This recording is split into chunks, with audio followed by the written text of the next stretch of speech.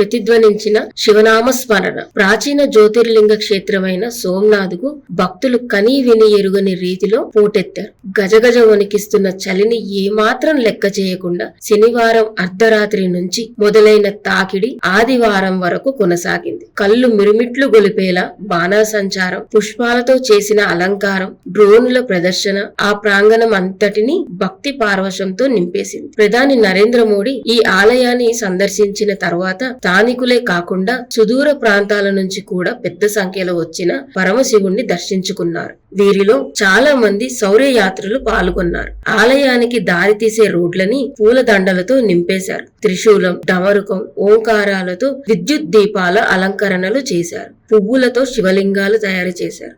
అఖండ సోమనాథ్, అఖండ భారత్ నినాదాలు ప్రతి చోట వినిపించాయి, కనిపించాయి. పావుగంట సేపు కొనసాగిన డ్రోన్ షోలో భారీ స్థాయి శివుడు, శివలింగం, 3Dలో సోమనాథ్ ఆలయం వంటివి భక్తులను కట్టిపడేశాయి. శతాబ్దాల క్రితం ఈ ఆలయంపై జరిగిన దాడి అనంతరం పునర్నిర్మాణం చేసుకొని వివరించేలా కొన్ని ఆకృతుల్ని తీర్చిదిద్దారు.